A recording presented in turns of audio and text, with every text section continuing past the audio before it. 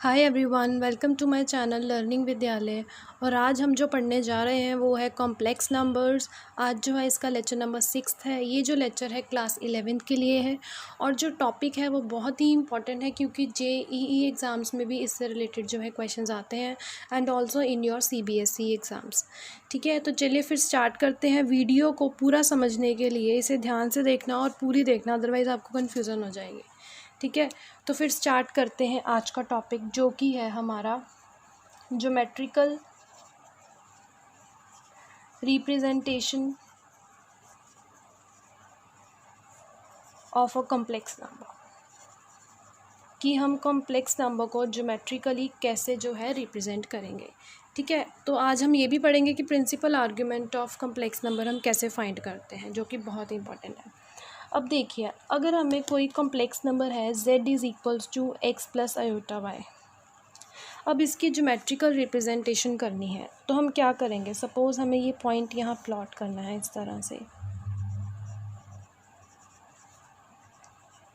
Where ये वाली जो है ना x एक्सिस, ये हमारी रियल एक्सिस है और जो ये वाली है ये हमारी इमेजिनरी एक्सिस है। ठीक है, क्लियर है। जो x एक्सिस है वो हमारी होती है रियल एक्सिस और जो दूसरी वाली है ये हमारी होती है इमेजिनरी एक्सिस। अब अगर ये डिस्टेंस यहाँ पर हमारा x है और ये डिस्टेंस हमारा y है, तो ये पॉइंट यहाँ प्लॉट हो जाएगा P ऑफ एक्स वाई, क्योंकि यहाँ देखिए ये रियल पार्ट है हमारा और ये इमेजिनरी पार्ट है। तो रियल पार्ट रियल एक्सिस पे बनेगा इतना डिस्टेंस x, और इमेजिनरी एक्सिस पर बनेगा इमेजिनरी वाला पार्ट जो कि हमारा y है। तो यहाँ से हम ग्राफ के ऊपर जो है ईज़िली प्लॉट कर सकते हैं। ये तो हो गया हमारा पहला तरीका, ठीक है, इस कॉम्प्लेक्स नंबर को प्लॉट करने का। अब हमारे पास एक और तरीका है, वो कैसे, अगर हमें ये डिस्टेंस पता हो, ये डिस्टेंस पता हो इतना, लेकिन उसके साथ साथ और क्या पता होना चाहिए, ये एंगल अल्फ़ा। इस डिस्टेंस को हम बोलते हैं r से डिनोट करते हैं, स्मॉल r से। और अगर हमें ये डिस्टेंस पता होगा कि हमने ओरिजिन से इतना डिस्टेंस जाना है और उसका एंगल जो है अल्फ़ा है, तो भी तो हम प्लॉट कर सकते हैं, ये पॉइंट कर सकते हैं ना। तो ये क्या हो गया हमारा दूसरा तरीका। तो आज हम इसी पे वर्क करेंगे। तो ये करने के लिए प्लॉट हमें क्या क्या चाहिए होता है। एक तो हमें r की वैल्यू चाहिए होगी, जो r है हमारा वो है मॉडुलस ऑफ z। अगर हमें इसको प्लॉट करना है मॉडुलस ऑफ z, जिसको हम डिनोट करते हैं इस सिंबल से। This you know very well as I have taught you in the last lectures. ठीक है, हम आज वर्क करेंगे इसके ऊपर। इसको हम क्या बोलते हैं, इसको हम बोलते हैं आर्ग्यूमेंट और एम्पलीट्यूड। इसके ये दो नाम हैं। ठीक है, अल्फ़ा को हम क्या बोलते हैं, आर्ग्यूमेंट और एम्पलीट्यूड। ठीक है, अब हम ये कैसे फाइंड करेंगे, अब हम ये सीखते हैं। लेकिन एक चीज़ और ध्यान रखनी है, जो क्वेश्चंस में पूछा जाता है वो होता है प्रिंसिपल आर्ग्यूमेंट। इसको हम डिनोट करेंगे थीटा से। इसकी सिर्फ एक ही कंडीशन है कि ये जो थीटा एंगल है ये किन एंगल्स के बीच में लाई करना चाहिए, -π से +π के बीच में। ये इम्पॉर्टेंट कंडीशंस है इसकी प्रिंसिपल आर्ग्यूमेंट की, क्योंकि हमने प्रिंसिपल आर्ग्यूमेंट ही फाइंड करना है क्वेश्चंस में, तो इस कंडीशन को ध्यान में रख के करना है।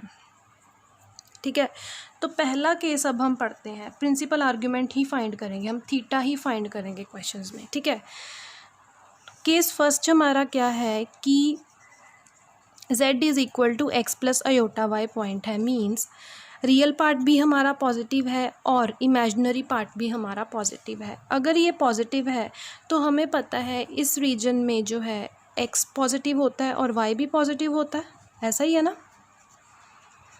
x भी पॉजिटिव है और y भी। तो ये पॉइंट जो है यहाँ आ जाएगा P ऑफ एक्स वाई। ठीक है, इसको हम बोलते हैं फर्स्ट क्वाड्रेंट, इसको बोलते हैं सेकंड क्वाड्रेंट, इसको बोलते हैं थर्ड क्वाड्रेंट, इसको बोलते हैं फोर्थ क्वाड्रेंट। तो अब ये जो है फर्स्ट क्वाड्रेंट में आ गया, in which x is positive as well as y is also positive. तो अब हमें क्या क्या चाहिए, एक तो हमें चाहिए r, वो हम फाइंड कर लेंगे, हमें आता है। कैसे फाइंड करते हैं वो, आर या फिर जेड, इसका फॉर्मूला होता है रियल पार्ट का स्क्वायर प्लस इमेजिनरी पार्ट का स्क्वायर। ये तो हम फाइंड कर लेंगे, it is not a big deal. अब हमें फाइंड करना है मेनली एंगल, जो कि हमारा है थीटा। थीटा फाइंड करने के लिए या अल्फ़ा फाइंड कर, पहले हम अल्फ़ा फाइंड करते हैं। अल्फ़ा फाइंड करने के लिए हम हमेशा जाते हैं रियल एक्सिस से एंटी क्लॉकवाइज डायरेक्शन में।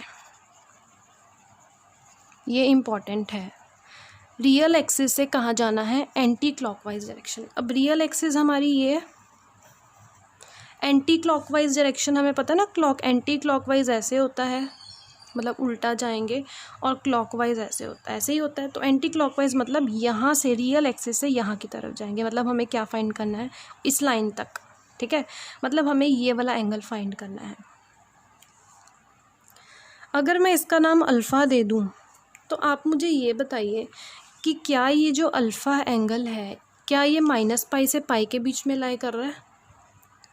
यस कर रहा है, क्योंकि अगर मैं देखूँ ये 0 डिग्री है हमारा, ये जो ऐसे परपेंडिकुलर बनता है ये 90 डिग्री है, ये स्ट्रेट लाइन बन गई ये 180 डिग्री है, जिसको हम पाई से भी डिनोट करते हैं रेडियन में। और ये जो है हमारा, ये कितना है हमारा 270 डिग्री, जो कि होता है 3π/2।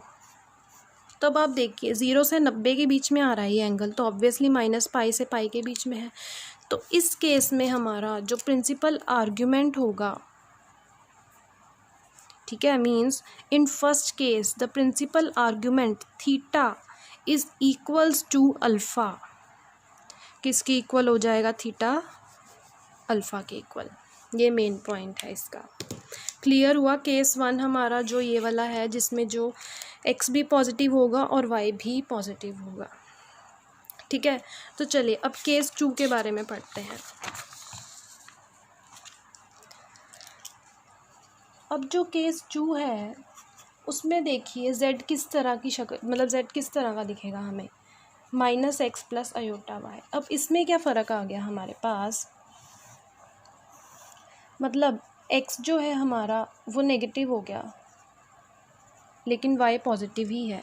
अब जब x नेगेटिव हो गया तो x नेगेटिव इस क्वाड्रेंट में आएगा यहाँ पर, और y पॉजिटिव है और y ऊपर की तरफ इस क्वाड्रेंट में रहेगा, ठीक है। अब हम कौन से क्वाड्रेंट में आ गए, सेकंड क्वाड्रेंट में आ गए। अब अगर हम सेकंड क्वाड्रेंट में आ गए तो मैंने क्या बोला था, अगर मैं इसको अल्फ़ा ले लूँ तो हमने क्या चीज़ फाइंड करनी है, प्रिंसिपल आर्ग्यूमेंट थीटा फाइंड करना है। उसके लिए हम क्या करेंगे, रियल एक्सिस से एंटी क्लॉकवाइज डायरेक्शन में जाएंगे यहाँ तक, उस लाइन तक। तो अब देखिए ये पूरा एंगल पाई है ना यहाँ से यहाँ, लेकिन उसमें से हमें अल्फ़ा नहीं चाहिए, हमें यहीं तक रुक जाना है। तो ये चीज़ कितनी बन गई, पाई माइनस अल्फ़ा। मतलब कि अगर हम पूरे पाई में से अल्फ़ा निकाल देंगे हमें क्या मिल जाएगा यहाँ पे, पाई माइनस अल्फ़ा। तो इस केस में principal argument that is theta कितना मिलेगा हमें, पाई माइनस अल्फ़ा। और ऑब्वियसली ये पाई के बीच में ही लाई कर रहा है, पाई के बीच में ही लाई कर रहा है ना, क्योंकि पाई से छोटा ही है ये, पाई माइनस अल्फ़ा, पाई में से कुछ माइनस कर रहे हैं लाइक 120 160, तो ये पाई से छोटा ही है एंगल। तो ये कि हमारा क्या आ गया, प्रिंसिपल आर्ग्यूमेंट, ठीक है। चलिए अब केस 3 करते हैं हम। केस 3 में थोड़ा सा फ़र्क है। अब इस केस में क्या होगा, दोनों ही हमारे नेगेटिव होंगे। अब दोनों ही अगर नेगेटिव हो जाएं तो अब मुझे बताइए आप ये कौन से क्वाड्रेंट में लाई कर सकते हैं, दोनों नेगेटिव, इन विच क्वाड्रेंट, थर्ड क्वाड्रेंट, यहाँ पे कहीं लाई करेगा ये पॉइंट, -x एंड -y। अब देखिए अब फिर से हम आर्ग्यूमेंट के लिए क्या करेंगे, फाइंड करने के लिए हम क्या करेंगे, फिर से रियल एक्सिस से ही, यहीं से जाना है आपने, ये चीज़ ध्यान रखनी है, रियल एक्सिस से इस लाइन की तरफ जाएंगे, ऐसा ही करेंगे ना अगर मैं इसको अल्फ़ा ले लूँ।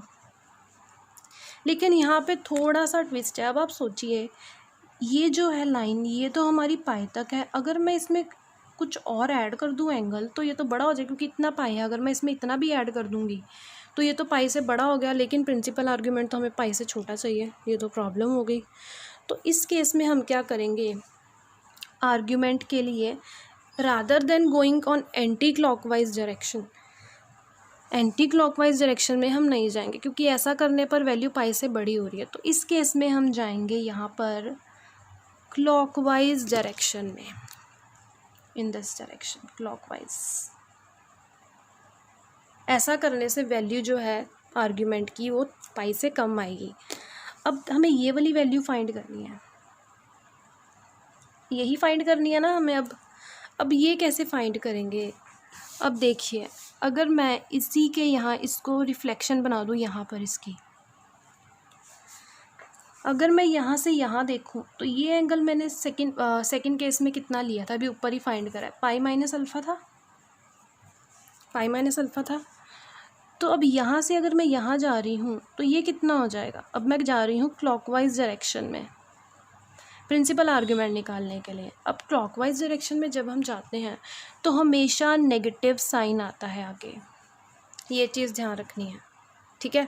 अब देखिए मैं यहाँ से यहाँ जा रही हूँ, जब मैं यहाँ से यहाँ गई तो पाई माइनस अल्फ़ा था, मैं यहाँ से यहाँ जा रही हूँ तो कितना हो जाएगा, minus of pi minus alpha. तो इस केस में जो प्रिंसिपल आर्ग्यूमेंट आएगा हमारा वो कितना आएगा, ये कितना बन जाएगा फिर, अल्फ़ा माइनस पाई। इसको हम लिख सकते हैं minus of pi minus alpha, that is alpha minus pi.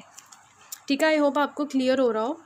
मैं आपको इसलिए टोटली समझा रही हूँ सो दैट अगर आप भूल जाएं एग्ज़ाम्स में तो आप इस तरीके से इसको फाइंड आउट कर सकते हैं, ठीक है, आपको क्लैरिटी हो जाएगी। अब देखिए क्योंकि ऑब्वियस है ना, हमें पाई से छोटा एंगल चाहिए था, अगर हम यहाँ से जाएंगे एंटी क्लॉकवाइज डायरेक्शन में तो फिर ये हमें पाई से बड़ा एंगल मिल रहा है जो कि इस कंडीशन को सेटिस्फाई नहीं कर रहा। तो इसलिए हमने क्या सोचा कि क्यों ना हम क्लॉकवाइज डायरेक्शन में जाएं। तो जब हम क्लॉकवाइज डायरेक्शन में जाएंगे यहाँ पर तो उस केस में हमारे पास नेगेटिव साइन जो है आगे लग जाएगा, और ये जो है इसकी रिफ्लेक्शन ही है। अगर हम यहाँ से यहाँ जाएँ, पाई माइनस अल्फ़ा है तो ये वाली लाइन इसकी रिफ्लेक्शन थी, तो हम यहाँ से यहाँ जाएंगे तो हमें क्या मिलेगा, minus of pi minus alpha. Means जो सेकंड केस में मिला है उसके हम आगे क्या लगा देंगे, नेगेटिव का साइन। क्लियर है, चलिए फिर प्रोसीड करते हैं फोर्थ केस की तरफ। अब फोर्थ केस कौन सा बच गया हमारे पास, जिसमें जो है एक्स पॉजिटिव होगा लेकिन वाई नेगेटिव होगा। तो चलिए अब मुझे ये बताइए ये कौन से क्वाड्रेंट में लाई करेगा, फोर्थ क्वाड्रेंट ही तो बचा है हमारे पास, तो ये लाई करेगा यहाँ पर, जिसमें कि एक्स तो हमारा पॉजिटिव है अनडाउटेडली, बट वाई जो है हमारा वो नेगेटिव है। अब हम फिर से जो है एंटी क्लॉकवाइज डायरेक्शन में जाएंगे तो फिर प्रॉब्लम आएगी, भाई ये तो पाई से बड़ा हो गया क्योंकि पाई से आगे चला गया, ये चला गया ना, देखिए पाई से भी बड़ा जा रहा है एंगल, यहाँ तक था पाई उससे आगे चला गया। तो इस केस में भी हम क्या करेंगे, फिर एंटी क्लॉकवाइज डायरेक्शन में जाएंगे, मतलब यहाँ जाएंगे इस तरीके से, ठीक है। अब ये वैल्यू कैसे फाइंड करेंगे, अब देखिए यहाँ लाइन है, अगर मैं इसकी रिफ्लेक्शन यहाँ देखूँ, मतलब केस 1 को अगर मैं नोट करूँ तो ये हमने कितना लिया था, अल्फ़ा लिया था, यहाँ पर देख सकते हैं आप, हमने अल्फ़ा लिया था, ठीक है। तो यहाँ पे अगर मैं यहाँ से यहाँ जाऊँगी तो ये कितना हो जाएगा, माइनस ऑफ अल्फ़ा। तो therefore in this case principal argument की वैल्यू हमारे पास क्या आ गई, थीटा कितना मिल गया हमें, minus of alpha. Got it. तो अभी 4 केसेस से हमारे पास निचोड़ क्या निकला है वो मैं यहाँ पे बना रही हूँ। ये टेबल को आप जैसे मर्ज़ी करके लर्न ज़रूर कर लेना, because it is very very very important table, ठीक है। अब देखिए आर्ग्यूमेंट की वैल्यू फर्स्ट क्वाड्रेंट में क्या थी हमारे पास, alpha, theta is equals to alpha था ना, प्रिंसिपल आर्ग्यूमेंट की वैल्यू अल्फ़ा। सेकंड क्वाड्रेंट में हमारे पास क्या वैल्यू थी थीटा की, पाई माइनस अल्फ़ा, ठीक है। अगर ये दोनों लर्न होगी बाकी दो तो बहुत ही ईजी है। अब इस क्वाड्रेंट में कितनी थी वैल्यू, बस नेगेटिव ही करना है हमें, इसका नेगेटिव कर देना है और यहाँ पर इसका नेगेटिव कर देना है, तो है ना इजी। मैंने आपको समझा दिया कि ये वैल्यूज़ कैसे बनी यहाँ पर सारी, ठीक है। इस क्वाड्रेंट में अल्फ़ा, इस क्वाड्रेंट, अगर ये क्वाड्रेंट की भूल भी जाए तो it's very easy to learn. देखिए यहाँ पाई है ना, पाई से ऊपर है तो पाई माइनस अल्फ़ा बस, और यहाँ पे जो है, जो यहाँ इसका नेगेटिव, जो यहाँ इसका नेगेटिव, मिल गया हमें प्रिंसिपल क्वाड्रेंट, ठीक है। क्लियर है, तो चलिए अब आज के लिए इतना ही काफ़ी है। क्वेश्चंस जो हैं मैं नेक्स्ट वीडियो में आपके साथ डिस्कस करूँगी इससे रिलेटेड। टिल देन आप ये लेक्चर जो है ध्यान से देख लीजिए और इस चीज़ को जो है अच्छे से लर्न कर लीजिए, ठीक है। अगर आपको समझ आया हो तो वीडियो लाइक ज़रूर करिएगा, ठीक है। तो फिर मिलते हैं नेक्स्ट वीडियो में क्वेश्चंस के साथ। Till then take care of yourself, bye bye.